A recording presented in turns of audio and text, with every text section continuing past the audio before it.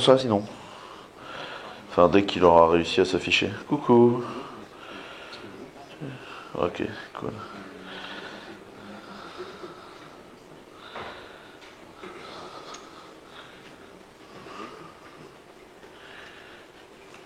On a un consensus au niveau de l'écran.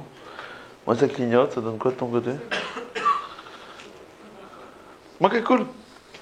Bonjour. Oui, je n'ai même pas updaté la presse pour enlever le logo. Je sais, c'est mal. Ok, c'est parti. Donc, pour ceux qui ne me connaissent pas, je m'appelle toujours Quentin Adam. Et j'ai toujours un pseudo Twitter chelou. Euh, donc, dans le quotidien, je dirige une boîte qui s'appelle Clever Cloud. En fait, Clever Cloud, c'est très cool comme truc. C'est un truc qui vous permet de juste faire votre boulot de dev et vous concentrer dessus. Donc, en fait, vous créez votre app, vous la guide pusher. Et à partir de ce moment-là, nous, on la déploie, on automatiquement la monitor, on la relance quand elle se plante, on la scalabilise quand vous passez à la télé et que vous avez besoin de ressources. On fait des backups, on met à jour le système qui est en dessous. Enfin, on fait tout quoi. Enfin, et du coup, vous posez zéro question, vous tapez du code, vous l'envoyez et ça marche. C'est vachement plus simple que de mettre en œuvre des conteneurs qui peut-être vont parler, d'écrire des fichiers YAML pour parler à Kubernetes et tout. Non, ce que je l'ai fait tout à l'heure. Donc voilà. Et ça, on le fait en cloud ou en on-premise. Puis en plus, on est français, c'est cool. C'est un métier qui est assez cool parce qu'en fait, on bosse avec des boîtes, 2200 villes dans le monde où il y a des clients Clever. Donc il y a des toutes petites boîtes, des très grosses boîtes, des banques, des assurances, des pépinières, des trucs vraiment très différents. Et on essaye de reverser un peu tout ce qu'on a appris aux gens. Donc on a un blog qui est très actif, on fait pas mal de talks et on essaye de faire en sorte que ce soit cool et sympathique. Alors, pourquoi en fait on va parler de microservices? À la base de Clever, quand on a créé Clever il y a des années maintenant, on était dans une situation où en fait on n'avait aucune idée de ce qu'on avait à faire en fait. Le produit, c'était, on voudrait que ce soit pas chiant pour quelqu'un de déployer du code et de déployer ses applications. Mais sorti de ça, précisément la roadmap du produit, c'était assez flaky quoi. On n'avait pas une idée tout à fait précise de ce qu'on voulait faire. Ensuite, l'autre point hyper carré là-dessus, c'est qu'en fait, de base, notre service, c'est Remote Execution as a Service. C'est-à-dire que n'importe qui peut débarquer avec du code à lui et le mettre chez nous. Et l'exécuter. C'est le fondement de notre truc. Et donc ça veut dire qu'en termes de danger, on est sur quelque chose d'assez fort, parce que potentiellement, il y a des gens qui peuvent se servir de ce code-là pour attaquer les autres applications. Et pire encore, il y a des gens qui peuvent se servir de ce code-là pour attaquer les applications de d'autres gens en dehors de chez nous. Donc on a un gros problème de sécu à gérer. Et on avait un autre truc qui était que de toute façon on allait être sur plein de serveurs, donc de toute façon il fallait qu'on soit distribué au début. Donc c'était un certain nombre de défis comme ça qui étaient problématiques. Et donc il fallait qu'on ait une contenance de tous ces trucs-là. Il fallait également qu'on soit capable de déployer à plusieurs et de faire le boulot. Et donc c'était beaucoup de problématiques. Et même si après je vais pas mal balancer sur les microservices, je voudrais juste qu'on soit clair sur un truc. Nous, on est très heureux, en fait, dans notre boîte. On est très content de comment on bosse, et on est très content de ce choix-là. On pense que de toute façon, on n'avait pas le choix. Et donc, du coup, on est dans un cas où d'abord, on peut faire un des trucs qu'on aime beaucoup, c'est utiliser des stacks très, très, très différentes. Moi, j'avoue que je ne comprends pas très bien les architectures de framework de microservices où tu es censé coder tous tes microservices dans le même langage avec le même framework. Je trouve qu'un des intérêts fondamentaux du microservice, c'est de pouvoir faire un bout dans un langage, un autre avec un autre bout, et tu vas faire un coup ce langage-là parce qu'il est marrant, et tu vas te servir également de tel langage parce qu'il y a tel lib qui est vachement bien fait dessus. Par exemple, tu veux faire un truc qui interagit avec Git, c'est vachement bien de le faire en Ruby. Parce que le binding Ruby et Git, il est nickel. Parce que comme tout GitHub est codé en Ruby, ils ont un binding super bon. Alors que si tu veux faire du WebSocket, PHP c'est pas pratique. Il vaut mieux faire le WebSocket dans à peu près n'importe quoi d'autre. Mais des fois, tu as du monolithe quand même en PHP à l'intérieur, et c'est bien aussi, et tu peux être très productif en PHP, quoi. Donc, nous, on trouve que le multiple stack, c'est quelque chose de très cool, et c'est quelque chose de très agréable parce que ça permet à une équipe d'évoluer et de progresser, et donc on a pu ajouter facilement des langages hyper exotiques dans la branche de façon simple. Pour vous faire rapide, chez Clever, on code en C, on code en Java, on code en Scala, on se code en Rust, on code en Python un tout petit peu, il y a du Ruby, euh, il y a pas mal de JS et de Node.js aussi qui traînent. Qu'est-ce qu'on a d'autre de marrant? On a du Haskell, ou on avait du Haskell, je sais pas si le truc est encore en prod ou a été giclé. Voilà. Bon, de toute façon, Clever, c'est à peu près 420 microservices qui se parlent, donc je peux pas avoir toutes les stacks en tête. Ensuite, la scalabilité. L'un des points très intéressants des microservices, c'est que chaque microservice peut avoir sa propre vie de scalabilité. C'est-à-dire qu'en fait, nous, on a un truc qui gère l'authentification des utilisateurs et tout, il a sa vie de scalabilité, puis il y a une autre brique qui gère tous les backups, puis il y a une autre brique qui gère les logs. En fait, distribuer les logs en temps réel, aujourd'hui avec plein d'utilisateurs, c'est une brique qui a besoin de scalabilité parce qu'il y a plein d'utilisateurs qui tapent dessus. Pour autant, distribuer la brique qui gère les backups, on s'en fout. Et donc, un des intérêts fondamentaux du microservice, c'est de permettre à chaque brique d'avoir sa propre vie de scalabilité. Vous voyez l'histoire? Et donc, chaque brique, on va se poser de façon différente comment on la scale. L'autre truc qui est très intéressant, c'est l'évolution. Quand vous avez un monolithe et que vous devez recoder le monolithe, c'est hyper long. En plus, vous avez énormément codé dessus. Alors que si vous êtes dans un cas où en fait vous avez que des microservices, recoder de A à Z un microservice, c'est facile. Le truc qui chez nous, alors il y a un secret pour ça, c'est quand tu recodes un microservice, tu ne changes pas son API. C'est-à-dire que tu fournis quelque chose de ISO. C'est-à-dire que tu débranches un truc, tu branches un autre truc qui est le même en fait. Mais tu essaies de te démerder pour ne pas faire en même temps une évolution impactante sur les autres, parce que là c'est le moment où tu dois te synchroniser avec les autres et c'est chiant. Le truc en évolution, c'est qu'il y a des briques comme la gestion des repositories Git, je crois que ça a été écrit 3 ou 4 fois. Et ça a viré. En fait, la première fois, on a juste fait un truc qui générait de la conf Gitolith. Le truc, c'est que assez rapidement, on avait vraiment beaucoup de repos et ce machin-là en perles, il mettait près de 5 minutes, je crois, à générer la conf. Du coup, comme on avait des repos qui se créaient toutes les minutes, c'était un peu un problème. Du coup, on l'a remplacé pour un machin en Python, je crois, qui a fini par être remplacé par un autre machin qui appelle le microservice d'authentification, qui est complètement différent et qui est écrit en Java avec un bout en C. Ou en Rust, je crois. Ce machin-là a dû être remplacé par du Rust depuis, parce que personne n'avait envie de se taper la maintenance du C. Voilà. Sur les backups, il y a pareil, il y a eu 3 ou 4 versions d'un truc qui a évolué dans le temps, quoi. Et ça, c'est assez intéressant. Ça veut dire que, au lieu d'avoir du code legacy, en fait, quand tu as une brique qui est pourrie, tu peux jeter la brique en entier, c'est pas grave, ça emmerde personne. Et ça, c'est le point qu'il faut retenir. L'autre truc, c'est en termes de team. Les microservices, ça évite d'avoir des merges chelous à faire, ça évite d'avoir des moments de grosse synchronisation entre les gens et compagnie. Et du coup, tu peux laisser les gens bosser chacun dans leur coin en leur foutant la paix, ce qui te permet d'avoir une approche remote de ta team, ce qui te permet avec tout le monde de bosser à l'heure qu'il veut, quand il veut, comme il veut. Et c'est vachement plus facile en termes de team management. En fait, pour bien comprendre notre vision de l'architecture, elle est de dire, et c'est plutôt comme ça qu'on avait vu le truc au démarrage, c'est que nous, on veut une aire de jeu. C'est-à-dire que notre architecture, on a toujours envie que ce soit, vous savez, cette base en Lego que vous n'avez jamais fini. Et à chaque fois, vous allez rajouter quelques briques en vous amusant, puis en enlever d'autres, etc. C'est ça, en fait. Nous, on veut que ce soit un playground. On a envie que ce soit hyper cool pour les développeurs de se dire, tiens, je vais pouvoir rajouter des trucs. Tiens, j'ai l'idée d'une feature, je peux facilement aller l'ajouter dedans. J'aurais pas besoin de discuter avec tout le monde.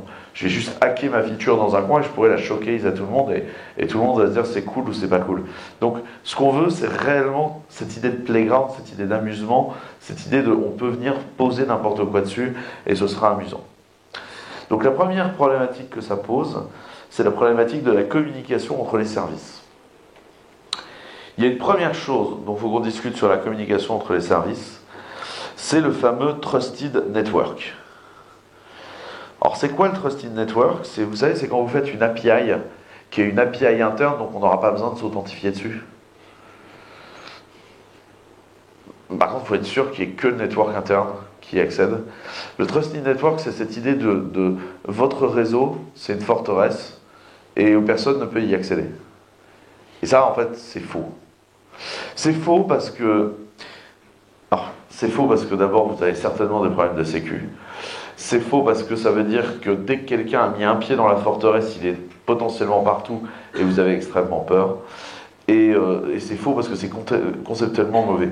Je me souviens, il n'y a pas longtemps, je vais vous faire le dessin. Il n'y a pas longtemps, j'étais dans une grande assurance, et le mec m'avait fait un dessin pour exposer son network, où là, il avait mis les laptops de tout le monde, donc ça c'était le réseau user. Là, il avait mis les serveurs de fichiers, et là, il avait mis tous les serveurs de la prod. Il avait fait un joli réseau comme ça. Là, il avait mis un joli mur avec des flammes dessus. Le mur en briques avec des flammes, là. En déclinaison en 3D. Et là, il avait mis Internet avec une flèche comme ça. Il m'a dit, mais du coup, dans votre architecture, comment vous gérez le firewall? Parce que nous, on est protégés, on est derrière le firewall, là. J'ai mis un long moment à comprendre, j'ai fini par dire, ah non, mais ça, c'est un schéma. C'est pas la réalité. En fait, jamais personne n'a construit de mur en flammes, en fait. C'est une image. En vrai, dans ce réseau-là, qui est en fait le même réseau dans lequel il y avait aussi les serveurs de prod, c'est ça qui est cool, il y a toujours Roger, qui fait partie du COMEX. Il ouvre tous les PPT rigolos qu'on lui envoie. Du coup, il y a nécessairement un LAN qui a été construit comme ça. Et du coup, bah, ton firewall, on l'emmerde en fait. Alors, je vais décomplexer tout le monde sur ce qu'est un firewall. Un firewall, ça veut dire se servir d'IP table. D'accord? C'est simple en fait. C'est juste deny all. C'est pas très compliqué en fait. Et ça fait pas du tout le boulot. Donc on ne peut pas considérer qu'on est en sécurité ici, sous prétexte qu'il y a un firewall ou je ne sais quelle autre connerie. Donc moi, la première chose que je vous dis, c'est je ne fais confiance à aucun réseau par défaut. Je vous invite à aller lire le blog post qu'on a écrit sur le sujet. Et si jamais vous vous posez plus de questions sur ce sujet-là, à le passer à vos petits copains si jamais il y en a. Mais il y a un principe fondamental quand on va faire du microservice, c'est de dire qu'à partir du moment où un serveur communique avec un autre serveur, la communication doit être authentifiée, donc il doit être logué dessus, il doit y avoir l'identité du serveur, elle doit être chiffrée, parce qu'on ne sait pas ce qui pourrait regarder passer le réseau, et ça doit être auditable. C'est-à-dire qu'on doit avoir la liste de toutes les connexions, être capable de dire, voilà, machin s'est connecté, bidule à chercher, etc. Pour que si jamais on s'est effectivement fait pénétrer, être capable de savoir jusqu'à quel point on a été pillé. Ça marche? Contre-exemple typique. Il y a quelques années, NPM avait fait un article splendide qui disait « Alors, ça fait à peu près 6 mois qu'en fait il y a un problème de sécurité et que la base de données de binaire de NPM est en accès public, en lecture et écriture sur le web, sans authentification et sans log d'activer dessus. Mais on ne pense pas que quelqu'un ait eu l'idée d'aller ajouter du code malicieux à tous les paquets que vous avez ajoutés à vos projets depuis, parce qu'on a quand même une communauté super sympa. Ce blog post pour moi est un des grands moments de révélation. J'étais là devant le blog post. Ah ouais, c'est comme ça qu'ils vont essayer de faire passer la pilule, quoi. Non, tu peux pas croire ça en fait. C'est genre, il te faut une trace d'audit. Parce qu'avec une trace d'audit, on aurait su quels étaient les paquets corrompus. Donc, vous loguez les accès à la donnée, toujours, sans discussion préalable. Voilà. Ensuite, vous devez faire un truc qui est loosely coupled. Je m'explique. Si, pour booter votre architecture de 420 microservices et être capable de créer un environnement de test, il faut que vous bootiez 420 microservices, c'est chiant. D'abord parce que je n'ai que 16 Go de RAM sur ma machine. Et ensuite parce que ça rend les choses très chiantes. Donc, ça doit être possible soit de moquer, soit de s'arrêter facilement dans le truc. Et il y a un autre truc dont il faut qu'on parle dans le Loosely Complete, c'est on a une API qu'on voit tous les événements business, enfin on a tous les événements business qui passent dans Clever. Et un jour, je me suis dit, tiens, ce serait sympa que le navigateur fasse des notifications natives quand il y a un déploiement qui commence. Vous vous rendez compte du truc si, pour coder ça, il fallait que je fasse un service qui expose du WebSocket et qui, pour avoir les notifications de mise en déploiement, il fallait que j'aille dans le service qui fait les démarrages de déploiement pour qu'il appelle en HTTP le service de notification du browser. C'est hyper pourri, quoi. C'est pas du tout loosely coupled. Si je veux créer des services, ça va être chiant. C'est pas playground. Vous voyez ce que je veux dire? Loosely coupled, c'est vraiment genre, on peut ajouter ou enlever un service, ça ne doit pas trop énerver les autres. Et c'est vrai que le routing est un problème. Et là, notamment, clairement, je suis en train de viser HTTP, router les messages de communication entre les services, c'est pas nécessairement facile.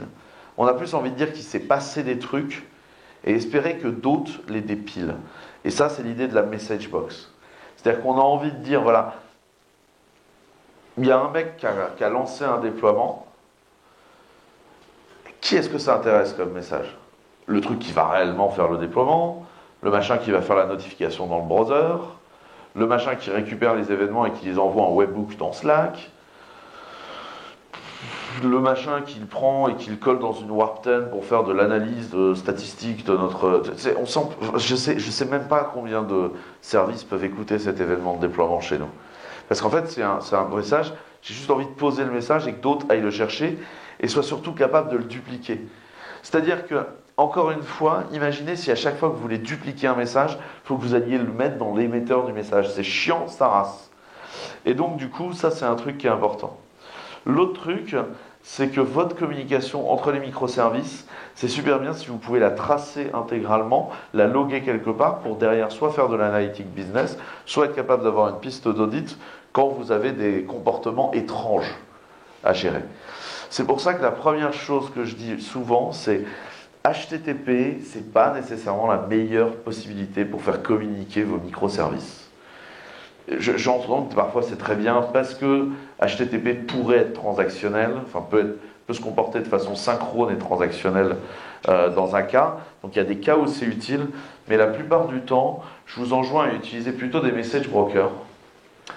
Alors quand je dis message broker, je parle globalement de faire du Rabbit ou du Kafka. Qui utilise déjà des message brokers? Ok.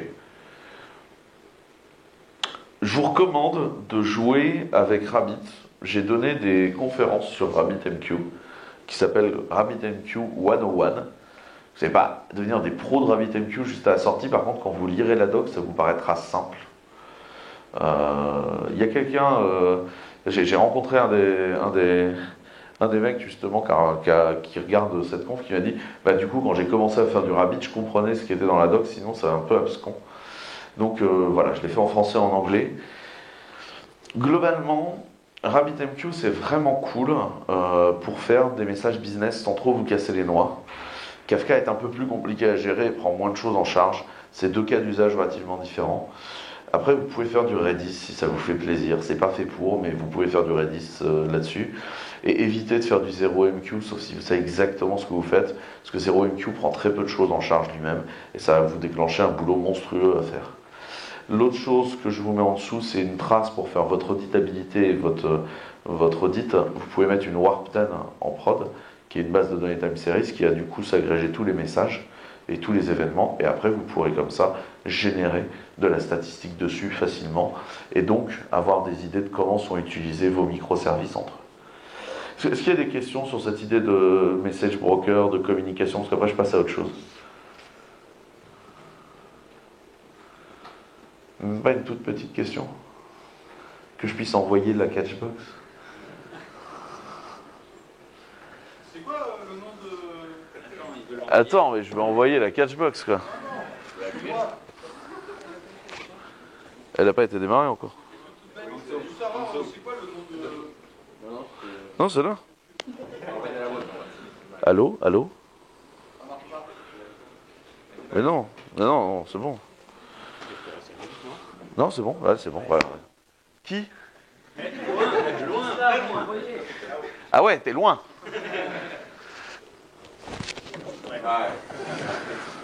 Avec Rebond, ça passe.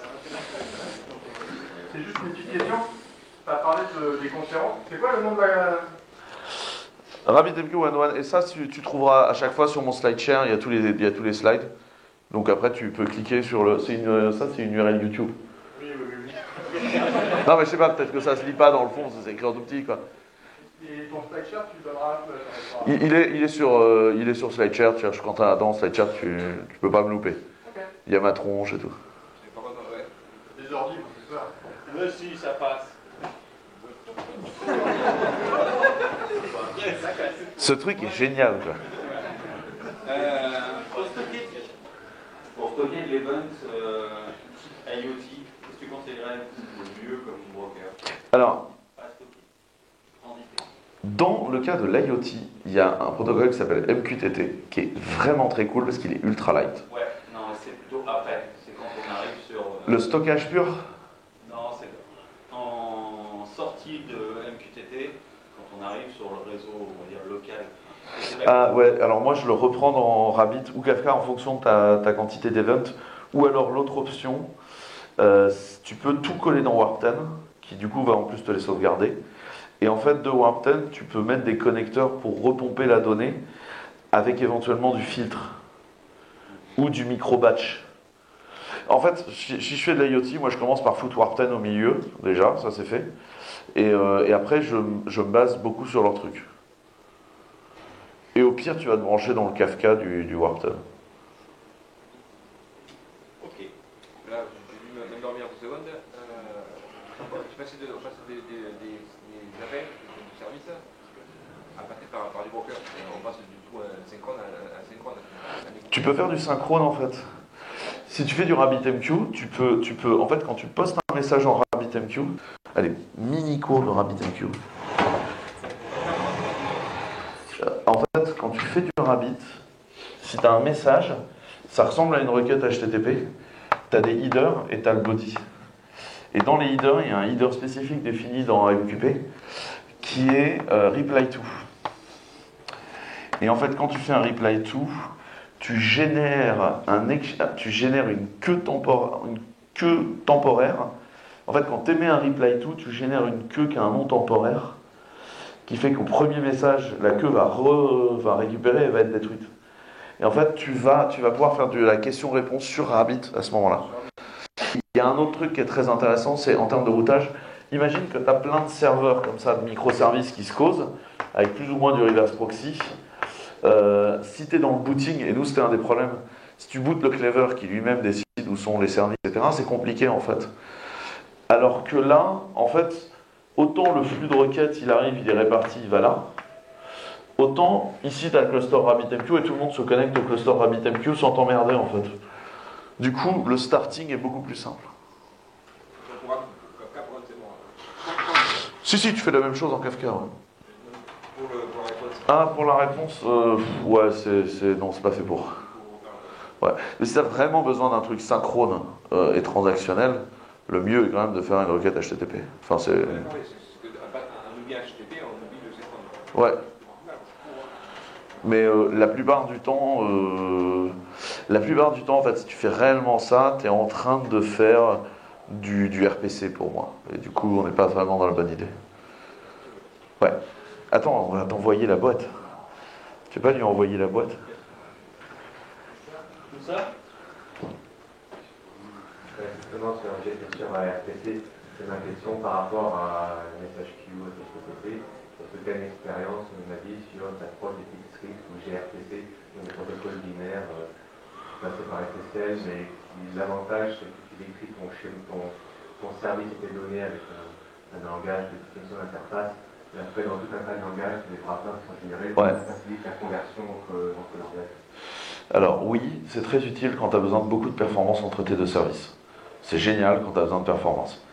Mais sois sûr d'avoir besoin de performance avant de commencer ça, parce que ça peut devenir très vite relou. Notamment Swift, quand c'est sorti, j'ai des potes, ils ont fait des architectures, notamment de réseau social, où ils avaient genre une trentaine de microservices qui collaboraient tous par Swift. Le truc était un cauchemar à booter sur les cannes au dernier degré. Et c'était... Enfin, c'est vite compliqué. Mais c'est une super idée, hein, ces trucs-là. Mais c'est vite compliqué. Donc tu t'en sers que si tu n'as pas le choix d'absorber la complexité. Ok, on continue? De toute façon, on fera des questions après. Hein. Ok. La seconde grande question sur les microservices, c'est de se dire, c'est quoi la bonne taille? Alors en fait, souvent, les gens qui partent dans une démarche microservice, ils sont hyper heureux et ils te créent ce que moi j'appelle la Noisy Micro Worker Army. C'est-à-dire une espèce de truc où ils ont plein de microservices qui font très peu de choses et qui se parlent énormément entre eux sur le réseau en hurlant.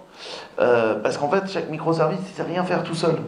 C'est à peu près les mêmes mecs qui, quand ils ont découvert Maven, t'ont pondu des projets avec 400 sous-projets, avec des pommes XML dans Maven, et qui fait que quand tu lances le Maven build, t'attends 13 heures ta compilation Maven, rien que le fait d'aller chercher tous les putains de pommes et de les assembler, quoi.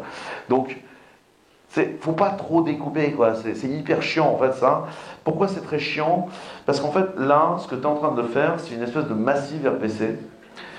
Alors, RPC, c'est le Remote Procedure Call. Il y a deux grandes visions de la communication. Soit on fait du Remote Procedure. En clair, c'est comme si j'appelais la fonction d'une classe ailleurs. Soit on essaye de faire des échanges sémantiques. Quand je fais du vrai REST, je fais des échanges sémantiques. Alors que quand je fais du RPC, je demande l'exécution d'une fonction ailleurs. D'ailleurs, c'est ce qu'on a longtemps fait en Java. Vous avez peut-être eu les Remote JV, vous savez, avec le protocole RMI et tout. C'était du RPC. Quoi? En SOAP aussi, on est RPC, ouais. Qui était un protocole de SOA qu'on a tous plus ou moins employé il y a quelques années. Et en fait, pourquoi ça c'est chiant? Juste pour être très clair à propos d'RPC, c'est pas tant le concept d'RPC qui pose un problème que s'obliger à faire du RPC quand on n'en a pas envie. Pourquoi? Parce que RPC c'est remote, c'est-à-dire qu'on va passer par le réseau. Or le réseau, il y a deux problèmes, c'est lent et c'est fragile. Dites-vous que appeler une fonction dans une classe loadée dans le même programme que vous, c'est quand même très rapide. Sérialiser votre appel, l'envoyer sur le réseau, le désérialiser, l'exécuter, sérialiser la réponse, la renvoyer sur le réseau, on n'est pas du tout sur les mêmes facteurs temporels. Ça, c'est lent. C'est très lent. Et en plus, comme ça passe par le réseau, il y a quand même des chances pour que ça se passe mal. Enfin, des chances non négligeables pour que ça se passe mal. Et du coup, je ne suis pas hyper fan d'un truc qui vraiment fait beaucoup de bruit sur le réseau parce qu'en fait, chaque microservice ne peut rien faire par tout seul. Il est obligé d'hurler à la planète entière son existence, c'est hyper chiant. La seconde chose, c'est que les microservices, c'est pas fait pour faire de la distribution de load. La distribution de load, ça existe. Vous avez des trucs comme AK, comme Projet Orléans dans l'écosystème .NET, Erlang OTP, Hadoop. Vous avez des trucs pour distribuer du workload. Ça reste un service distribué. Vous voyez ce que je veux dire? Mais vous distribuez pas Alors d'abord c'est très chiant de recevoir des systèmes distribués. Et donc quand vous êtes en train de disperser votre workload, vous êtes en train de concevoir un système distribué sans nécessairement avoir le background et le temps de le faire, donc vous allez faire des merdes à un moment. Mais ce qu'il faut bien comprendre, c'est que le microservice, il est philosophique. C'est où est-ce que vous découpez le service que vous rendez. Il n'est pas là pour distribuer une hard computation. Vous avez d'autres outils pour faire ça que vous mettez du coup dans un seul service, même si ce service s'exécute sur 200 machines. C'est un autre problème. Moi, je pense qu'il faut qu'un service fournisse réellement quelque chose par lui-même. J'ai pas envie qu'un service il fournisse peut-être des trucs. J'ai envie qu'un service en lui-même, il serve à quelque chose et il fournisse aux autres services des choses qui servent aux autres services. D'accord? Donc ça, c'est un truc qui est vraiment important. C'est que je pense pas qu'un service incapable de bosser et de fournir des trucs ait de la chance. Et donc je préfère des approches fat monolith. Je préfère des approches où on a des gros services qu'on devra redécouper à la hache, plutôt que de créer trop de microservices. Je pense que c'est mieux de faire ça, parce que sinon, vous allez entraîner des problématiques de performance et de conception beaucoup trop fortes. Il y a plusieurs façons de détecter que vous faites des microservices trop petits. Il y en a une, c'est si vous créez beaucoup trop de libs. Vous créez beaucoup de libs que tout le monde ajoute à ces services. Ça signifie qu'en fait, le code est utilisé et partagé dans la majorité des trucs. Et en fait, quand vous êtes en train de créer des libs, en clair, les 3/4 du temps, vous allez être obligé de faire les montées de version de vos libs partout en même temps dans tous les services. Et donc, un des points qui est de pouvoir de façon asynchrone développer vos services, pas en fumée, parce qu'en fait, vous êtes incapable de le faire. Vous voyez ce genre de raisonnement? Donc, si vous créez plein de libs, vous êtes en problème. Ouais. Là, ça veut dire que tous les services qui dépendent de cette lib, eh ben, ils devraient être qu'un seul monolithe. Ou que l'architecture n'est pas nécessairement bien faite. Mais oui, c'est qu'en général, quand tu crées énormément de libs que tu ajoutes partout, c'est qu'en fait, tu es en train de créer un monolithe, mais dont l'exécution sera distribuée par du RPC. Ce qui, pour le coup, sera un cauchemar à détecter, parce qu'en fait, tu auras des raise exceptions dans tous les sens, et des lenteurs causées par le network qui seront monstrueuses. Et donc, en fait, tu n'as pas du tout pris les bénéfices de microservices, tu es juste cassé les dents dessus. Il y a un autre truc, c'est de se dire, est-ce que ces deux fonctionnalités sont dans le même service? C'est-à-dire, pourquoi est-ce que j'ai décidé que ces deux fonctionnalités allaient être dans le même truc? Est-ce que ça a réellement du sens? Est-ce qu'elles ont beaucoup de code en commun? Tu peux avoir des fonctionnalités qui sont éloignées en termes d'usage, mais dont en fait 95% du code est commun. Donc ça a du sens de le laisser dans le service. Par contre, si c'est proche, parce que par exemple, tout ce qui parle des logs est dans un truc qui s'appelle Logs API, c'est complètement con. Il y a des trucs qui parlent des logs et qui n'ont rien à voir. Le truc qui va display les logs en temps réel, ou le truc qui va aller effacer plein de logs parce qu'on est obligé de l'avoir dans la loi, parce qu'il faut être capable de supprimer la donnée, c'est pas du tout le même usage du système en fait. Et donc potentiellement, le truc qui supprime des logs, il est différent. Est-ce que les services partagent le même data store? C'est une des solutions pour savoir faire ces boundaries de microservices. C'est bien si un service il a son data store et que personne d'autre ne va taper dedans. Typiquement, quand tu te retrouves avec une base de données où on est 800 à taper dans la même Redis, dans plein de langages différents, probablement qu'on fait de la merde. Une base de données un peu compliquée, ça peut valoir le coup de la découper, notamment si vous êtes en NoSQL, et qu'en NoSQL, il n'y a pas de contraintes, souvent, et donc n'importe quel service pourrait foutre la zonze dans la donnée. Si vous êtes sur du SQL un peu robuste, avec plein de contraintes, et que les bases sont très bien réglées, va avoir du sens d'y taper à plusieurs. Mais un des points, ça peut être, c'est quoi la communion de data store? Est-ce que du coup, on ne va pas privilégier la création des microservices autour de leur data store? Et ensuite, ça va être, est-ce que telle fonctionnalité et telle fonctionnalité ont besoin de la même scalabilité? Le truc qui display les logs en temps réel, il a besoin de scalabilité. Le truc qui les supprime, en vrai, ça arrive tous les 36 du mois, il n'est pas obligé d'être à côté, quoi. C'est pas le même problème. Le truc qui fait la facturation n'a pas besoin de la même scalabilité que le truc qui fait les autorisations utilisateurs. Les autorisations utilisateurs, on l'appelle des centaines de fois par seconde, c'est chiant. La facturation, ça va, c'est plus calme, quoi. Il est appelé, mais beaucoup moins. Vous voyez ce point-là? Ça, c'est un des points importants.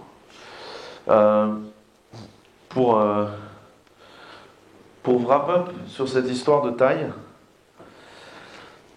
nous, au début de Clever Cloud, des fois, on a trop découpé. Notamment, on avait un truc qui gérait la facture. Et nous, on a une facture où il faut qu'on puisse arrêter des choses du métier en fonction de, etc. Et un truc qui était la cœur CC API, et qui était séparé. Et en fait, les deux avaient plein de libs et passaient leur temps à faire des appels entre les deux.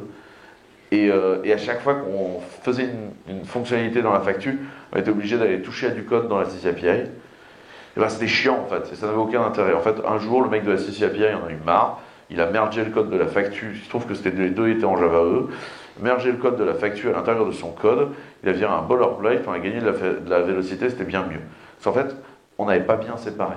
Aujourd'hui, on est en train de ressortir des morceaux de la facture, mais complètement différemment en ayant bien repensé le problème, parce qu'en fait, c'est plus du tout la même problématique. Mais du coup, c'est ce point-là. C'est-à-dire qu'en fait, on fait des allers-retours, et il ne faut pas hésiter à un moment donné de se dire on merge, et quand on aura un problème, on divisera. C'est plus simple à faire. Est-ce que vous avez des questions sur cette histoire de taille de microservices? Ouais. Est-ce qu'on peut se retrouver des fois à dupliquer les données dans plusieurs microservices, ou est-ce que c'est un signe que non, ils doivent rester ensemble? De manière générale, dupliquer la donnée, c'est une mauvaise idée. Parce qu'en fait, tu veux une single source of truth. C'est-à-dire que tu veux un seul endroit où est la vérité, et quand tu dupliques la donnée, tu ne sais plus où est-ce que la vérité. C'est le problème du cache, et de l'invalidation du cache derrière, tu vois. Donc, si tu peux réussir à avoir la donnée qu'à un seul endroit, et même pas de cache, c'est génial. C'est le mieux. Bon, des fois, tu es obligé de mettre un cache, mais c'est bien le max. Chez nous, par exemple, autant Clément fait tout ce qu'il veut, autant l'ajout d'un cache chez nous, ça ira jusqu'à ma validation. Je déteste ces trucs-là. T'as intérêt à me convaincre personnellement qu'il faut qu'on mette un cache à tel endroit. Et en général, je vais te dire oui, et comment on réécrit pour s'assurer que le cache, on peut s'en débarrasser dans 4 mois. Parce que je veux vraiment des single source of truth. Ouais. Est-ce que ça peut se trouver à part le data store dans un microservice qui aurait le rôle de ça, d'assurer des contraintes métiers? Ça s'appelle une database. Mais si par exemple on est limité dans ce qu'on peut mettre dans le SGDB au niveau procédure stockée, contraintes. Ouais, oui, tu pourrais faire ça, mais à mon avis, tu es en train de créer une database et tu t'emmerdes, probablement. Tu t'es probablement en train de t'emmerder, je pense. Est-ce qu'il y a d'autres questions sur la taille des microservices? Non, on continue.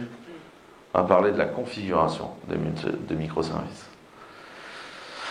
Alors la configuration, c'est tout un sujet, c'est comment on s'assure que notre armée de microservices est capable de travailler ensemble sur des points de configuration. Et en fait, cette question-là est assez intéressante. La première chose à dire, c'est que la configuration ne doit pas être dans le code. C'est-à-dire que le nom de la base de données et la base de données à laquelle on tape, ce n'est pas une information qui est dans le code. Ça doit être ailleurs. On est d'accord avec ce point-là. Il y a vous pourriez théoriquement open sourcer. En fait, c'est simple. Théoriquement, vous pourriez open sourcer votre repo Git. Ça ne devrait pas mettre en danger les données de l'entreprise. Vous voyez ce que je veux dire là-dessus? Parce que la base de données n'est jamais passée dedans. Vous voyez le point? Une fois qu'on a dit ça, souvent, quand on parle de configuration dans un contexte de microservices, débarquent tous les gens du service discovery, vous expliquer qu'on va faire du etcd et du consul et que ça va être génial. Ou du ZK. Alors, oui et non. Je ne dis pas que c'est des softs inintéressants. Je dis juste que ce sont des softs hyper jeunes. Je rappelle que c'est de l'informatique distribuée, que l'informatique distribuée, ça se valide dans le temps. Zookeeper, ZK, c'est assez validé, ça marche. Les deux autres, c'est quand même des morceaux de Go qui sont assez récents, écrits par des mecs qui n'avaient pas nécessairement un gros background de distribution de consensus, ce qui est en soi un endroit très compliqué de l'informatique. Je vous invite à aller lire le blog d'un mec qui s'appelle Afir. Et moi, ce que je trouve dramatique, c'est le moment où on décide qu'on va foutre le TCD en dépendance de tous les services, le truc devient factuellement un SPOF. Tout ça pour savoir où est-ce qu'est la base de données à qui je vais parler. En vrai, vous changez tous les 2 matins l'emplacement de votre base de données, vous? Parce que moi, pas souvent. Souvent, quand même. Hein. J'évite de le faire tous les 10 minutes.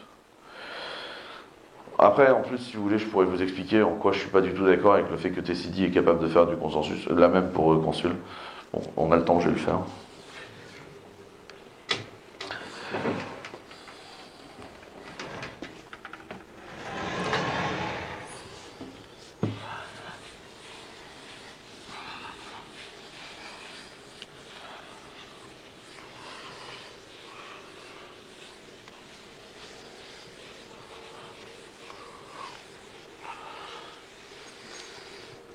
Ok. Donc, tout commence par l'histoire de l'informatique distribuée. L'informatique distribuée, un des grands trucs à savoir en informatique distribuée, c'est est-ce que machin est à jour par rapport à machin. Ok? Donc vous avez un cluster, et votre cluster de 3 nœuds qui se parlent, la grande question est de savoir, quand j'ai mis à jour ma valeur là, à quel moment les autres ont reçu la mise à jour de valeur. Donc à quel moment ils sont en état de consensus. Ça, c'est le grand problème de l'informatique distribuée. Parce que vous voyez bien que si on modifie, imaginons que la valeur qui est là, je la mets à 2 ici. Je la mets à jour à 2 ici. Mais en fait, pendant que je faisais ça, il y avait un autre morceau de code qui parlait à ce nœud-là du cluster et qui l'a mis à jour à 3. On fait quoi? Là, on est dans un cas qu'on appelle le split brain. Imaginez votre cerveau, vous faites un coup de hache au milieu. Ça fait mal? Oui, c'est pareil pour le cluster. Donc ça, c'est le gros problème de l'informatique distribuée. Quand vous faites de l'informatique distribuée, du coup, vous vous retrouvez dans un cas où on fait ce qu'on appelle des algorithmes de consensus et du consensus. Et pour faire du consensus, il y a un papier très célèbre qui a été écrit par des gens de chez Google, parce que chez Google, ils ont un truc de lock distribué. Donc le lock distribué, c'est en clair un serveur qui fait du consensus, qui s'appelle Chubby. Chubby n'est pas open source, le protocole de Chubby n'est pas open source. Ils ont vaguement écrit un papier, mais sinon, c'est démerdez-vous les gars. C'est très vieux, Chubby. Chubby, ça a été créé dans le début des années 2000, voire la fin des années 90. C'est un des briques centrales de Google depuis toujours. C'est pour ça que, si tu veux, quand ils vous disent que Kubernetes, c'est comme Borg, le système interne de Google, ouais, sauf que vous n'avez pas Chubby et vous n'avez pas Bigtable, quoi. Donc vu que c'est le consensus et la distribution de la donnée, c'est comme, mais quand même vraiment pas du tout comme, quoi. Et pas les mêmes cartes réseau non plus, je vous le confirme. Donc, après, vous avez quelques grands protocoles de consensus qui existent, notamment un truc qui s'appelle Paxos. Et Paxos a donné un dérivé. Alors, c'est très compliqué parce que du coup, les gens qui, après, s'y connaissent vraiment au consensus, regardent mes vidéos et m'engueulent en disant « Ouais, mais tu te rends pas compte, le dérivé de Paxos, machin. » Bref, il y a un dérivé de Paxos qui est utilisé par un peu tout le monde, qui s'appelle Zookeeper. Et donc ZK, c'est globalement ce qui fait le consensus de Hadoop, ce qui fait le consensus de plein de trucs. En fait, c'est un très très bon système de consensus, et qui du coup, c'est le protocole ZK que vous allez employer quand vous parlez. C'est-à-dire que vous avez vos 3 nœuds Zookeeper qui parlent entre eux, et qui sont en consensus. Vous avez votre application qui est là, et qui du coup, dans le protocole de ZK, ici parle. Et en fait, à ce moment-là, votre application ici, elle devient une partie du cluster ZK. Parce que du coup, elle doit être en consensus avec le reste. Vous comprenez ce que je veux dire à ce moment-là? Donc le protocole qui est ici est super important. Je continue. Il y a peut-être d'autres protocoles, et il y en a un qui est assez connu parce qu'il est connu, parce que tout le monde a envie d'en parler, c'est Raft. Un autre protocole de consensus. Alors, si vous allez lire des billets, vous comprendrez pourquoi Raft est meilleur que Paxos et réciproquement. Moi, personnellement, j'y comprends que dalle. Toujours est-il que tout ce qui est etcd, Consul et compagnie, alors à la base, parce que etcd est parti tout seul dans son coin, puis Consul aussi, mais à la base, tout le monde reposait sur GoRaft, qui est un truc où le mec qui avait implémenté GoRaft disait ouvertement qu'il ne savait pas coder en Go et qu'il ne savait pas faire de Raft, mais qu'il avait un toy project, mais tout le monde avait ajouté ça, et tout le monde s'était improvisé ingénieur en système distribué. Donc voilà, donc c'était assez pété d'abord. Et ensuite, il y a un autre problème, c'est que autant que ton cluster etcd de 3 nœuds parle en Raft, et en admettant que le Raft est bon, le protocole avec lequel tu parles ici à ton application, c'est du HTTP. Et jusqu'à preuve du contraire, HTTP n'a jamais été un protocole de consensus. Et donc en fait, que le cluster soit en consensus, oui, tant mieux, mais que ton application fasse partie du consensus, non. C'est juste non, en fait. C'est extrêmement optimiste de penser qu'il fait partie du consensus. C'est pas vrai. Et du coup, ça pose un gros problème pour moi dans ces systèmes-là. Voilà. Donc ça, c'était sur etcd, Consul et tous les autres petits copains de la bande. Donc continuons à parler du coup de ces trucs-là. Et donc en service discovery, ils vous disent vous n'avez qu'à foutre toute votre config là-dedans. Et puis dès que la config change, on va te prévenir et vous allez changer la config. Il y en a un ici qui a déjà essayé de convaincre un pool Hibernate de changer d'emplacement du serveur de BDD. Non, ça ne marche pas, hein, je peux vous l'affirmer, il ne sera pas d'accord. Moi, je vous propose une façon beaucoup plus simple de gérer votre application de la config. On ne change jamais la config au runtime. Je rappelle qu'on est les mecs qui écrivent des proxys dont l'objectif est de changer sa config au runtime. C'est parce qu'on sait combien c'est difficile à faire qu'on vous propose un truc. Sur toutes les autres apps, évitez de le faire. On va le faire dans le proxy pour ne jamais le faire sur les autres apps. C'est ça la stratégie en fait. Parce que du coup, faire une application qui est réellement capable de changer sa configuration pendant qu'elle tourne, c'est très chiant. Et la plupart des briques technologiques sont incapables de le faire. Donc nous, on vous propose un truc qui est très simple. On dit, on ne change pas au runtime. De toute façon, on ne devrait pas mettre à jour le code ni rien. Ce qu'on appelle immutable infrastructure. J'ai donné ce talk-là à Marseille, chez mon ami Nicolas, l'automne dernier, sur immutable infrastructure. Vous pouvez aller le voir sur YouTube si vous posez des questions sur immutable infrastructure. Et l'idée, c'est qu'on ne va pas changer au runtime. Et qu'est-ce qui va se faire ? C'est qu'en fait, on va injecter les solutions de façon agnostique, on va pumper toute la configuration dans les variables d'environnement. Comment vous sourcez les variables d'environnement ? Je m'en fous. Vous pouvez très bien sourcer les variables d'environnement depuis etcd, ou Consul, ou une base de données, ou Jenkins dans un pipe, ou je m'en fous, en fait, c'est pas mon problème. Les variables d'environnement vont contenir votre configuration, c'est simple, et c'est là-dedans que vous allez absorber tout. Et si jamais vous devez changer votre configuration, vous changez les variables d'environnement, vous relancez l'application. C'est simple. Il sera beaucoup plus simple pour tout le monde dans la plupart des cas. Si vous avez besoin de faire quelque chose qui se met réellement à jour en temps réel, intéressez-vous à ZK et préparez-vous à pleurer. Mais vous avez intérêt à avoir sacrément besoin de faire ce truc-là. Chez Clever, on a une proposition à vous faire qu'on appelle Service Dependencies. En fait, une appli Clever, elle est linkée soit à des services, donc là, dans le cas présent, c'est un CLRS 3, soit à d'autres applications. Et en fait, un service ou une application peut publier de la configuration pour les autres. C'est-à-dire que là, par exemple, quand tu es linké à un service, dans tes variables d'environnement, tu vas découvrir le host, le user, le mot de passe, le port, etc., auquel tu as besoin de parler pour accéder au service. Ils seront automatiquement poussés dans les variables d'environnement. Et en tant qu'application, tu peux publier des variables d'environnement. Alors pour les publier, soit tu vas dans la console et tu fais clic-clic, soit au démarrage, on t'a injecté une URL présignée dans les variables d'environnement qui permet de changer les variables que tu exposes. Et en fait, ce qui va se passer, c'est qu'à chaque fois qu'on va détecter que des variables changent, tous les dépendants vont être redémarrés. Donc ça permet de faire du service discovery du pauvre sans s'emmerder.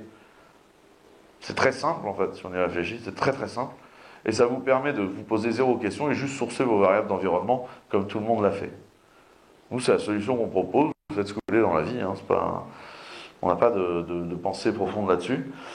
Ce que je veux juste pointer, c'est que si, pour utiliser votre système de configuration, il faut elle-même configurer un configuration injector, vous êtes en train de probablement d'aller un peu loin et de vous emmerder.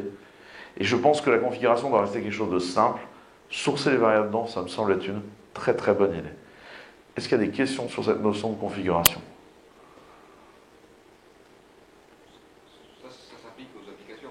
Parce que les Kafka et compagnie, ils fonctionnent forcément. Non, Kafka, tu lui envoies aussi des variables dedans.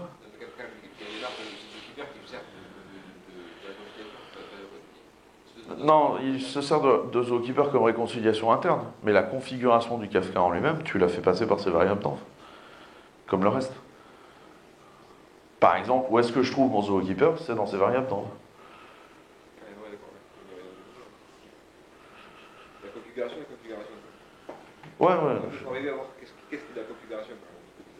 Moi, j'essaie de mettre le max là-dedans. Parce que c'est simple. Sachant qu'il peut m'arriver, par contre, de faire un truc un peu porcage, genre sérialiser un JSON dans une variable d'env. Si j'ai pas le choix, je le ferai. D'autres questions sur la conf ? Qui se sert déjà des variables d'env ? Sincèrement, pour tous les autres, essayez, vous allez voir, c'est pratique. C'est vraiment pratique. Et en plus, ça vous permet d'être sûr de plus jamais lancer sur la prod quand vous êtes sur votre dev. C'est génial. L'autre grande question quand on fait du microservice, c'est comment distribuer l'authentification. Et ça c'est une putain de question compliquée. C'est-à-dire que vous avez tout au microservice. Avant, vous aviez un gros monolithe. Le monolithe, il connaît l'authentification de tout le monde. C'est lui qui a issue les cookies de tout le monde. Mais comment on distribue l'authentification quand, en fait, on n'a plus le monolithe? Et ça, distribuer l'identité et les droits, c'est très compliqué. Et c'est deux choses qui sont très, très différentes. Il y a est-ce que j'ai le droit de faire un truc, et il y a qui est-ce que je suis. Ce qui est en fait pas tout à fait exactement la même chose. Alors là-dessus, je vais commencer par passer en revue un certain nombre de solutions que moi je trouve pas nécessairement extraordinaires. La première idée que la plupart des gens ont, c'est de dire c'est pas grave, on va coller un même cache-d ou un Redis qui sera partagé par tous les microservices et tout le monde ira taper sa session à l'intérieur, c'est nickel. Alors ça c'est une catastrophe pour plein de bonnes raisons. La première, c'est qu'à chaque fois qu'on va changer le data model de la session, on doit mettre à jour toutes les applications en synchrone. Donc c'est chiant, c'est un des trucs qu'on ne veut pas faire. La deuxième chose, c'est que ça va faire beaucoup de connexions sur notre RIS ou sur notre même cache-d. Et je rappelle que les databases, ça aime la tranquillité, la simplicité et le pas trop de fluctuations dans les connexions, ce serait bien. Les connexions, elles coûtent cher en ressources à une database. Donc autant ne pas leur en assassiner 10 000. L'autre truc, c'est que ça crée un SPOF. Votre même cache-d est par terre, tout est par terre, c'est la merde. Et pour finir, c'est pas propre. C'est pas très propre comme vision. Donc ça, essayez de ne jamais le faire. La deuxième vision que plein de gens ont eue, c'est de dire on va s'authentifier par un proxy. C'est-à-dire que l'utilisateur fait des requêtes, ça passe dans un reverse proxy. À ce moment-là, le reverse proxy, il va regarder si on a le droit ou pas, machin. Hydrater, alors dans le meilleur des cas, hydrater la requête avec les droits d'accès et signer les droits d'accès. Et la requête ainsi modifiée va être envoyée vers un microservice. Alors je sais qu'il y a beaucoup de gens qui font ça, le prenez pas mal, je vais être très désagréable avec cette solution-là dans ce qui va suivre. Faut pas le prendre mal. Pourquoi je pense que c'est une mauvaise idée? Alors, pourquoi? La première, c'est comme on en a parlé, le reverse proxy, c'est de la télécommunication. C'est un truc qui doit bosser. L'idée qu'il fasse des appels à la DB et exécute des scripts pour décider des trucs, je trouve que c'est une très mauvaise idée en termes de performance. Ensuite, ça veut dire que le business code, de savoir si on a le droit d'accéder à un truc et ce qu'on accède, est mélangé entre là et là. Donc en fait, c'est très très mélangé, quoi. On ne sait pas. Le code, il est dans plusieurs endroits et donc ça va devenir compliqué à comprendre. C'est pas du tout une bonne idée de faire ça, parce que tout de suite, le code va être à chier là-dessus. Ensuite, ici, vous avez intérêt à ne jamais vous planter et avoir un truc qui, ici, signe avec une clé les requêtes que vous checkez là, parce que là, vous avez une vraie potentialité d'insertion, parce que ça commence à ressembler à quelque chose qui serait du Trusted Network. Et donc, c'est une très mauvaise idée là-dessus. Surtout qu'en général, ce qui se passe, c'est que globalement, ici, c'est si je suis oui, je mets le user ID. Si je suis non, je mets rien. Ou je refuse. Mes résultats, ici, si j'arrive à monter un petit serveur pirate ici, et que j'arrive avec la user ID 1, oh bah nickel, t'es admin. Tu vas bien? C'est pour ça que c'est important de signer l'information à ce niveau-là, si vous faites ça. Enfin, c'est genre très important. L'autre truc, attends, qu'est-ce que j'ai écrit là-dessus? Donc c'est très optimiste en termes de sécurité. Ah oui, un autre truc. Pour le développeur qui code, c'est chiant sa race. Ça veut dire qu'il faut booter un reverse proxy sur sa machine sur laquelle on va attaquer. Et après, se pose toujours la question, est-ce que c'est le reverse proxy qui a merdé ou mon code? Ah, c'est la majorité des gens en microservices aujourd'hui. Je pourrais te citer une blinde de noms qui fait ça. C'est très très commun comme solution. Notamment, vous avez des boîtes entières qui sont montées là-dessus, genre OpenResty, c'est ça. T'as un Nginx qui est pimpé avec du Lua, qui se connecte à une Redis et qui en fait de la magie, quoi.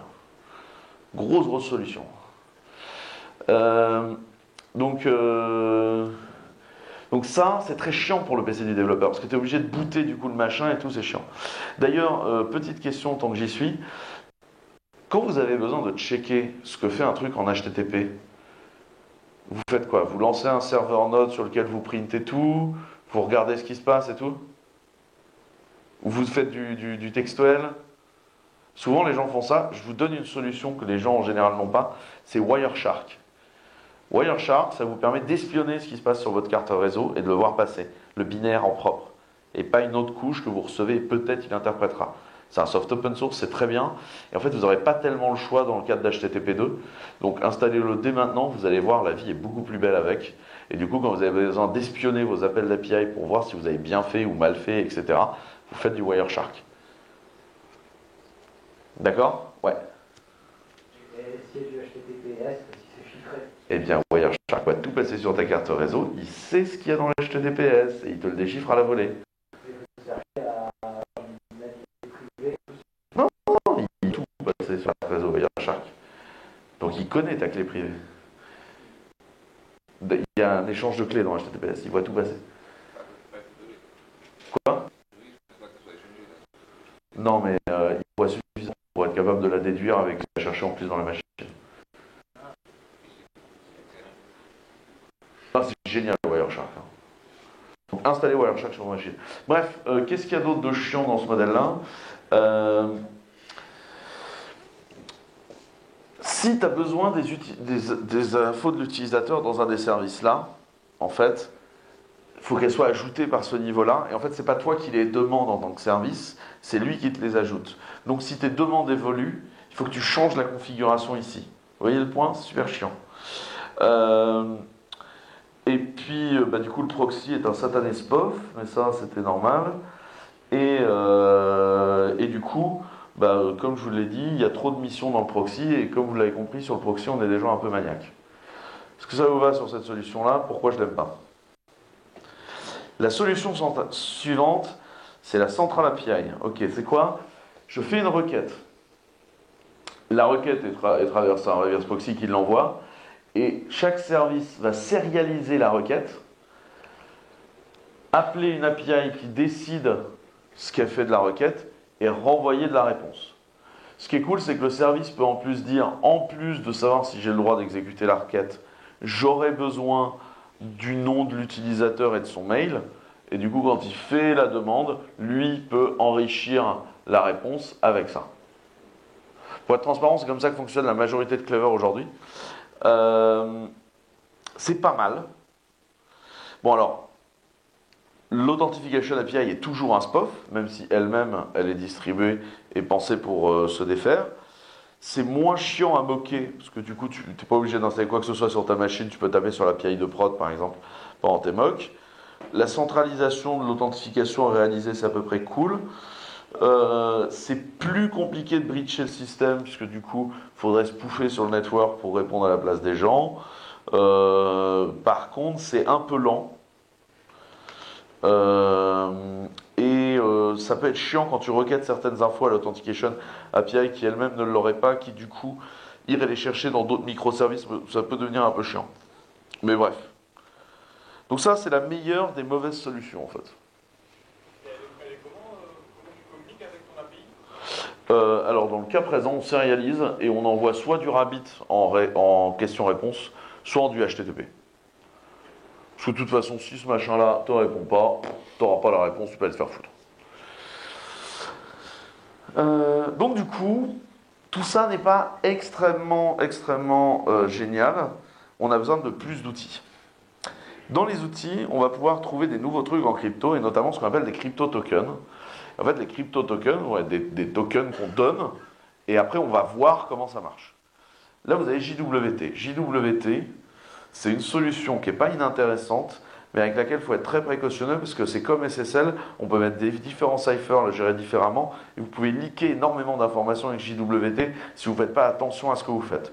Il faut être très prudent en JWT. J'en ai pas fait beaucoup dans ma vie, donc je n'ai pas énormément donné de conseils dessus, parce que moi j'ai une autre solution que je présente juste après. Mais il n'est pas inintéressant. Globalement, qu'est-ce qui se passe? En JWT, c'est-à-dire que lui, il me fait une requête, et je suis la centrale API d'authentification, je lui donne un JWT, que j'ai signé avec ma clé à moi. Je signe son JWT et il peut le balader. Quand il fait des requêtes à elle prend le JWT qu'il lui donne, elle regarde, ah ça a été signé par Quentin, c'est bon, je peux y aller. Et elle n'a pas besoin de me demander ce que j'en pense. Ce qui veut dire que si moi je suis tombé, son service continue à fonctionner, ce qui est quand même une bonne chose. Et ça, c'est assez pratique. Nous, ce qu'on propose d'autre, c'est Macaron. Donc Macaron, c'est un truc qui a été pondu chez Google. Et en fait, à la base, c'est Macaron, are better than cookie. Et Macaron, c'est un petit peu plus... C'est un autre crypto token. Alors pour que ça marche, il faut qu'on partage un secret. Donc il faut que elle et moi, on ait un secret ensemble. Une chaîne de caractères. Hein, personne ne pense à un vaudeville ici. Donc on partage un secret. Il vient, je lui donne un macaron. Il peut, du coup, avec son macaron, aller demander des choses. Et comme ça, elle va lui donner ou non accès aux ressources. Mais mieux encore, il est capable, à partir de son macaron, de dire « Ok, je prends mon macaron, je construis un deuxième macaron à partir de ce macaron-là, qui a des droits équivalents ou inférieurs aux miens. » Donc par exemple, si le but était d'obtenir la liste des participants, peut envoyer un macaron qui dit tu as le droit d'obtenir la liste des participants, uniquement ceux qui commencent par A, à ce jeune homme en vert. Et à partir de ce moment-là, ce jeune homme en vert pourra également servir de son macaron pour s'identifier sur la jeune fille. Et là, c'est super pratique. Parce qu'on peut comme ça faire de la délégation d'authentification. Et ça, c'est génial. Et bien évidemment, si moi je répudie son macaron à lui passe à la trappe également. Sinon, c'est pas drôle. Ça, c'est très cool. Maintenant, il faut rajouter un autre truc. Au moment où je lui donne son macaron, je lui dis, tu as un macaron qui fonctionne, mais dans les contraintes du macaron, qu'on appelle des caveats, je rajoute une third party caveat, c'est-à-dire un check extérieur. Il faut que tu sois logué sous ton nom sur Facebook. Et donc, à chaque fois que le macaron sera employé, on vérifiera qu'on est bien logué sur Facebook. Ce qui permet du coup de déclencher des macarons qui vont taper sur de l'externe et checker de l'identité à chaque fois, ou alors des trucs complètement externes à votre service. C'est vraiment très pratique. Ça a un intérêt, non ? Si je te donne un macaron dans lequel j'ai prévu la possibilité de faire de l'expiration temporelle, je suis capable, du coup, de te donner un macaron qui est valable pour 30 ans, et toi, à chaque fois que tu me fais une requête, tu me craftes un macaron temporaire. Du coup, sur le réseau, transite toujours quelque chose que si on se le fait voler, c'est pas grave. Vous voyez le point ? De manière générale, la différence entre les crypto-tokens, que ce soit les JWT ou les macarons, et le reste, c'est qu'on passe d'un monde où on devait partager une whitelist de gens qui ont le droit d'entrer, à un monde où on doit partager une blacklist de clés répudiées. D'abord, c'est moins chiant de partager des clés répudiées, surtout qu'en général, on n'a pas nécessairement besoin que ce soit atomique ni quoi que ce soit, c'est une simple synchronisation. Et ensuite, ça ne change pas beaucoup le problème par rapport à avant. C'est juste que ça offre beaucoup plus de possibilités. Donc les macarons, c'est assez cool, et en plus, globalement, les librairies, elles existent un peu partout. C'est le sort parti caveat qui est un peu chiant à coder, et il n'est pas dans toutes les livres. Des questions sur cette histoire d'authentification ou pas ? Donc là, nous, c'est ce qu'on est en train de mettre en place. En fait, dans Clever, c'est ce qu'on est en train de mettre en place un peu partout. Ouais. Question de merde, mais OAuth2, ça peut pas couvrir. OAuth2, ça couvre, mais c'est obligé de faire du check central. OAuth2, si tu veux, c'est juste de gérer tes sessions. C'est un remplaçant à tes cookies, en fait, OAuth2. Oui, mais néanmoins, il faut un endroit central où tu valides le token. C'est pas un crypto-token que tu es capable de valider juste en le regardant. OAuth2, c'est une chaîne de caractères, c'est une authentification, c'est ton nom si tu préfères. C'est grâce au secret partagé. Il y a un secret partagé, mais néanmoins, il faut que tu centralises ce problème-là. Donc ça reste assez problématique en fait. Au final, le surcoût en termes de dev et de latence, il reste raisonnable ou dès qu'on a une dizaine de microservices, c'est bien la meilleure Sur l'authentification précisément ? Bah en fait, si tu dois avoir un microservice d'authentification, s'il est bien opti, c'est pas gênant. Mais après, tu as quand même une demande. L'intérêt des crypto-tokens, c'est que tu n'appelles plus personne. Chaque service est capable de s'auto-calculer le droit ou pas de répondre. Ce qui est génial en fait. Là, dans le cas d'un macaron, j'ai pas besoin de demander à un service central si j'ai le droit d'y accéder. C'est que le premier service que donne le macaron, c'est ça ? Voilà. En fait, si je te donne un macaron, à partir de ce moment-là, tu peux aller t'authentifier auprès de tous les gens qui sont censés accéder à mes macarons. Et tu peux crafter des sous-macarons qui ont ton périmètre de droit ou inférieur. Ouais. Attends, on va t'envoyer la catchbox. Beaucoup plus drôle. Est-ce que tu sais s'il y a au niveau des macarons une possibilité de les rafraîchir? Parce que vraiment sur JWT, quand tu avais testé, le problème qu'il y avait, c'est que en tout cas JWT, il a une date d'expiration et puis à la fin il est mort.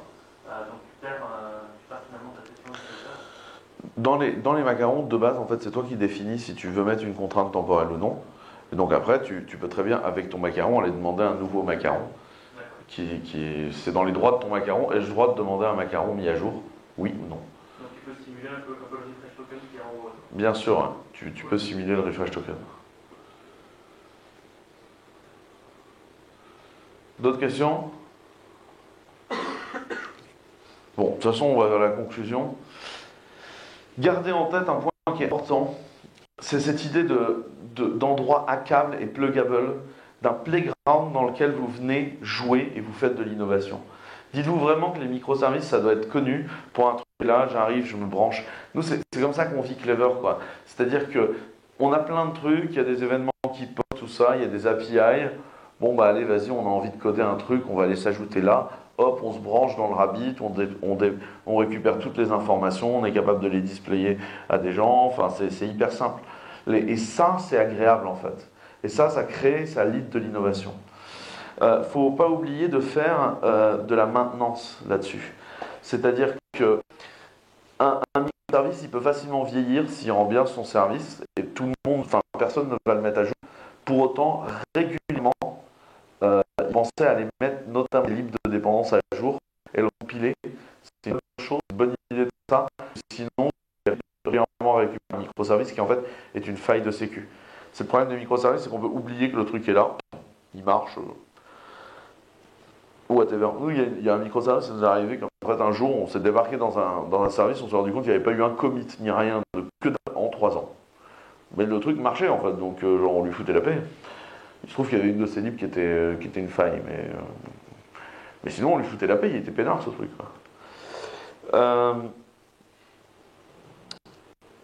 C'est bien de tuer du legacy code sur des bases régulières. C'est-à-dire que supprimer entièrement des microservices qui sont pas cool, c'est une bonne chose. Moi, j'ai un modèle qui est très simple. Quand il y a un service, manifestement, ça emmerde tout le monde d'ouvrir son IDE pour l'occuper, c'est probablement une bonne idée de tout réécrire. De toute façon, c'est un microservice, ça coûte pas si cher que ça, quoi.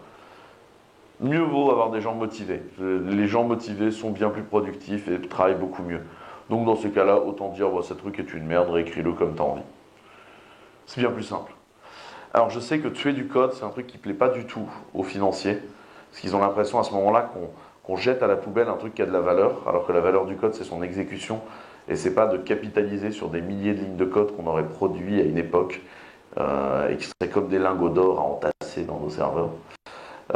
J'avais envie de défendre ce point de vue-là. J'ai également donné un talk là-dessus qui s'appelle Why and How the Bookkeeper Fucked the IT Management. Et c'est la keynote que j'ai donnée à la Vox Days de Luxembourg l'an dernier.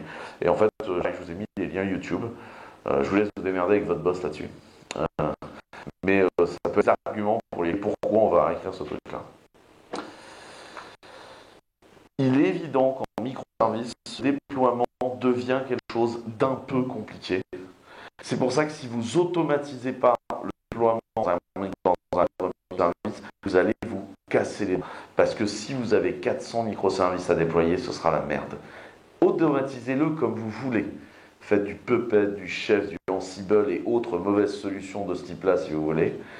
Faites Docker, Swarm si vous voulez. Faites du Kubernetes, faites du Docker Compose, faites ce que vous voulez. Ça ne vous plaît pas. Ou ne vous posez aucune question et prenez du Clever Cloud, vous allez voir, ce sera simple. Je vous ai dit qu'on vendait des solutions d'automation ou pas? Non, en vrai, comme vous voulez, mais automatisez-le. C'est juste une très mauvaise idée de ne pas le faire, parce que non, c'est-à-dire que chaque déploiement va être de plus en plus cher au fur et à mesure que vous faites grossir votre microservice Army, et donc que vous allez vous mettre à raisonner de la mauvaise façon en architecture pour de mauvaises raisons qui seront uniquement ops-related. D'accord? Essayez de ne pas avoir de dogme. C'est la même question que l'agilité. Vous voyez Cette ambiance où l'agilité c'était cool jusqu'à ce qu'il y ait un manifeste agile signé que par des consultants en agilité qui du coup vous vendent des heures de consulting. C'est ça en fait le microservice. Ça ne doit pas avoir de dogme et essayez de vous concentrer sur un truc qui est cool, c'est la developer happiness. Chez Clever, notre vision c'est developer happiness oriented architecture. Si les mecs se font chier dans leur boulot, ça nous intéresse absolument pas d'être là et ça doit être marrant. Là-dessus, je vous remercie de votre attention, je vous fais bien des bisous. Et on va créer là tout de suite un autre coupon, Laurent, qu'on appellera MicroJug. On va faire ça? Ouais. On va faire ça. Tu fais ça? Je fais ça. J'ai pas entendu le début, mais je fais ça. On crée un autre coupon MicroJug parce que Alors, micro-jug avec jug comme ça, j'en fais combien? je sais pas, tu te démerdes. Je mets la main, ceux qui en veulent, je mets la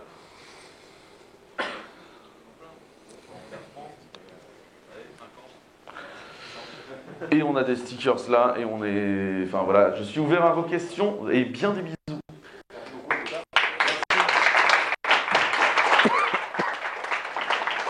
Là, il y a une question là, on peut faire de la catchbox. Alors, c'est qui le premier que je vais choisir?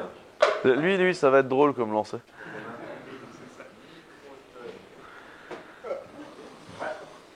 Donc moi j'ai une question, c'est tu parles de refacto, de microservices, de changer et tout ça. Et du coup, avec les outils, tu t'assures que tu n'as pas de régression dans les services que tu proposes. Chaque service est censé se tester. Chaque service expose une API. L'API est censée exposer en Swagger. On a des moulinettes automatiques qui disent que si tu n'as pas la même API, il hurle et il t'envoie des mails en t'insultant en allemand. Voilà. C'est des tests. La CI et tout ça, Jenkins.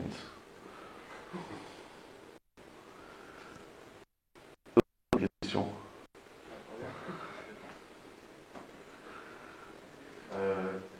Moi j'ai déjà vu des comptes américains qui disent alors feedback sur le microservice. On va juste savoir ton avis sur effectivement la taille du microservice. C'est la taille, eux, leur critère, le temps que ça prendrait de réécrire le microservice from scratch. Et lui disait dans l'idée, ce serait 2 semaines. Un mec, pendant 2 semaines, à plein temps, est capable de recréer le microservice. Qu'est-ce que tu penses de cette indication de taille? Alors, comme tout développeur, je suis super mauvais à évaluer le temps de dev. Et du coup, je ne sais jamais en fait, évaluer un temps de dev. Moi, j'ai toujours fait cette règle du j'évalue le temps de dev personnel et je fais x2 ou 3. Donc en général, j'ai tort. Ça a donné il faudra que je vous raconte une fois une anecdote très marrante d'une proposition commerciale à 5 ou 6 000 balles qui est passée par plusieurs mecs. Et à la fin, le client, pendant la réunion, nous fait par contre, c'est un peu cher votre histoire à 96 000 euros. Qu'est-ce qu'a branlé le commercial? Il avait dit de faire x2. Ouais, le commercial du partenaire a fait x2. Ah, d'accord. Et le sponsor a fait x2. Tu vois, genre, donc, tout le monde a fait x2. Tu vois. Moi-même, j'avais déjà fait x2. Du coup, je pense que c'est une bonne métrique. C'est juste que je suis capable d'évaluer le temps de dev de quelqu'un, en fait. Et je pense qu'il y a des développeurs rapides, des développeurs moins rapides. Je connais un mec dans mon entourage, par exemple. C'est vraiment le développeur le plus rapide que je connaisse. Par contre, il a une capacité à faire de la grosse merde, mais s'assurer que ce soit en prod, en heure, le plus rapidement possible. Et après, il passe et il nettoie tout. C'est pas inintéressant, je veux dire, comme approche. J'en ai d'autres, notamment il y en a un, on lui colle souvent les tâches de sécu, on sait que tout va sortir à 2 à l'heure, mais j'aurais rien à redire à la fin. Donc je ne sais pas si la rapidité de développement est quelque chose, parce que je trouve que les gens sont très variables sur leur rapidité de développement. C'est-à-dire justement, il n'y a pas la phase d'analyse et tout ça. Quand tu utilises justement une technique qui est chiante, etc., on laisse tomber ce langage, on va rentrer dans quel langage, tu vois. On a déjà tout le périmètre fonctionnel, tout ça exécuté, et on le recode dans un autre langage, ou une nouvelle framework, c'est plus sympa, mais en 2 semaines en gros. Pour en donner, en fait, c'est une idée de la taille du micro, c'est le service. En fait, je pense que c'est une excellente idée, et du coup, je l'aurais tendance à le dire. Ce que je vais considérer comme taille, c'est tant que la taille du microservice est acceptable à être micro, tant que je ne me dis pas que ça va être un gros investissement de le réécrire. Tu attends que je me dis pas, ah putain, merde, si on se lance là-dedans, ça va prendre du temps. En fait, en général, dans ma tête, du coup, avec Clément, quand on parle, on dit genre ça peut être, ça c'est rapide, et ça va prendre du temps. Ça veut dire genre, ça c'est une bonne idée, on peut le faire, et ça, non, c'est aucune idée, ça va être long. Donc voilà. Et je pense que c'est une bonne métrique. Se demander en combien de temps on réécrirait le service. Je pense que c'est une bonne métrique. Ouais. Après, il y a une autre question, parce que moi je me lance un peu là-dedans, et donc en théorie, c'est, voilà, on a notre environnement, des plans de personnes, etc. En pratique, il y a tout un tas de choses quand même qui sont redondantes. La bibliothèque de log, peut-être la bibliothèque d'authentification, il y a tout un tas de petits packages comme ça qui sont finalement, c'est du code commun, donc finalement partagé avec les microservices. Entre microservices, c'est aussi un intérêt. Comment, toi, vous gérez ça malgré tout, il y a une partie de code commune, Alors, on a une vision très 12 factor, donc on n'a pas de librairie de log commune, par exemple. Les logs, ils sont censés être printés sur stdout, et c'est Clever qui se démerde pour centraliser les logs, et voilà, ça fait partie du produit pour moi, c'est pas le problème. Comme en plus on a des codes différents, il y a l'histoire d'authentification, et c'est pour ça qu'on passe sur les rangs, parce que c'est un standard, et donc il va être accessible depuis plusieurs langages, et en fait c'est plus du code partagé, c'est de la lib, c'est un standard protocolaire. Les autres parties, ça peut être la BDD, mais en général, je vais me démerder pour éviter de parler. En fait, en général, je vais me démerder parce qu'il y a très très peu de code commun.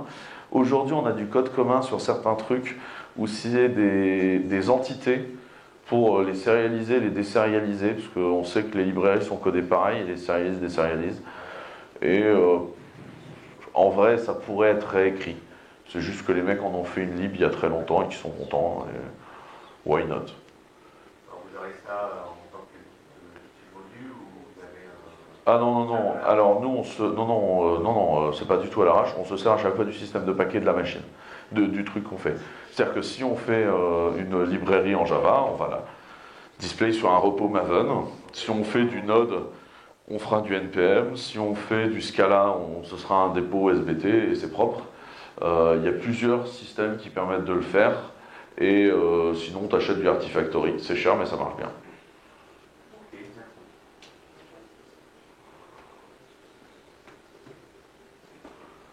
Par rapport au test, du coup, c'est que les tests externes sur la paye directement. Les deux.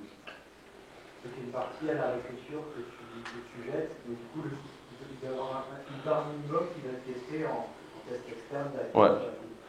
Enfin, qui est en fait en général un Docker qui contient les textes externes qui sont écrits dans un truc XY de test externe. En général, il y a plusieurs frameworks Node. J'avoue que c'est jamais moi qui les écris, parce que je suis très mauvais à ça. Il y a plusieurs frameworks Node, et en fait, après, ils testent against l'API à grands coups de trucs comme ça. Donc, ce truc-là, en fait, ce Docker-là, il change même pas, en fait, quand tu changes la techno. Ce Docker te teste.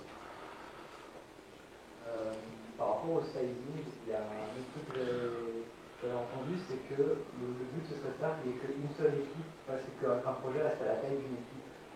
Est-ce que c'est encore compatible avec l'autre critère ? Ouais, c'est ça. Moins il y a de gens qui bossent sur un projet, mieux tu te porteras, parce que moins il y aura de communication entre les gens. Enfin, moins il y a de gens qui bossent sur un projet à un instant T, c'est plutôt ça, parce que c'est bien qu'un projet voit plusieurs committeurs dans le temps. Mais c'est bien si à un instant T, on n'est pas 300 à committer dedans, parce que c'est chiant de se synchroniser. Voilà, donc c'est la bonne stratégie pour moi.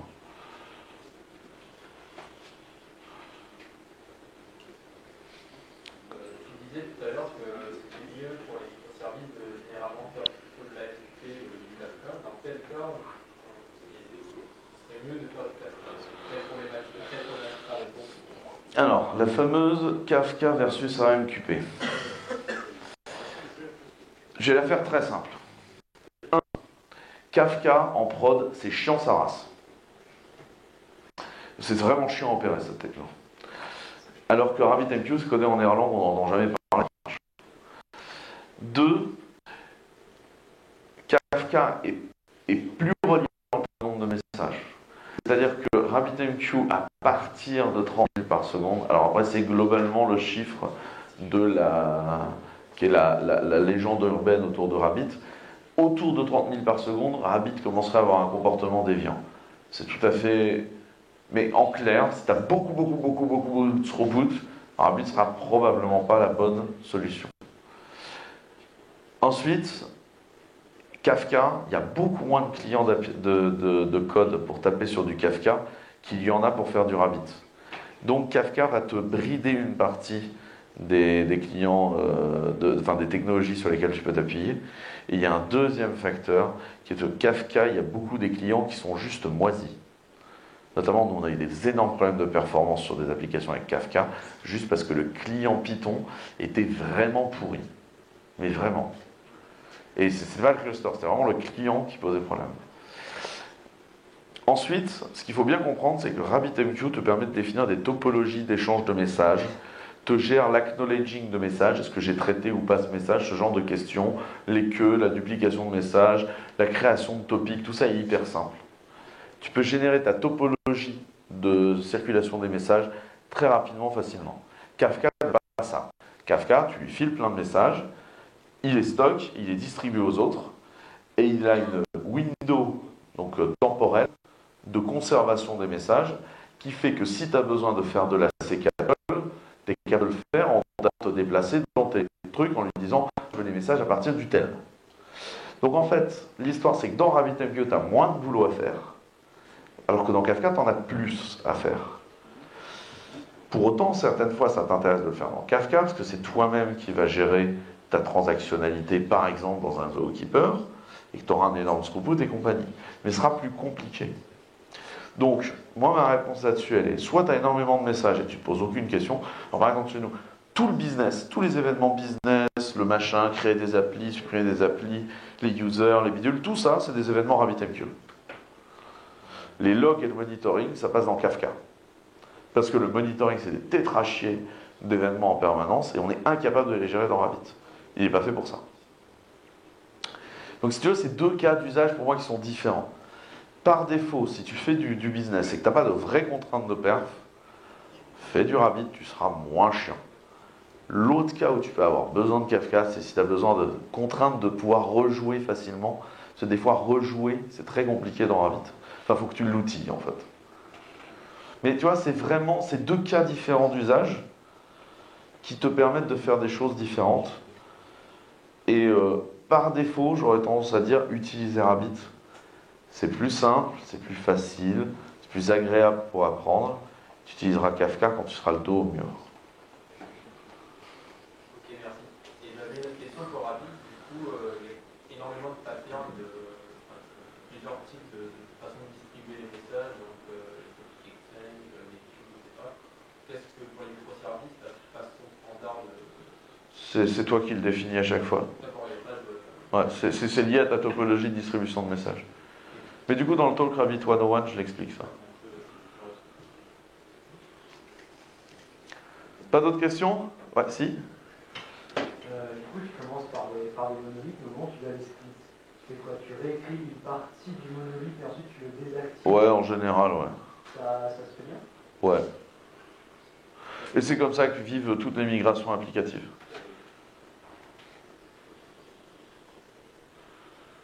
C'est bon? À boire un coup?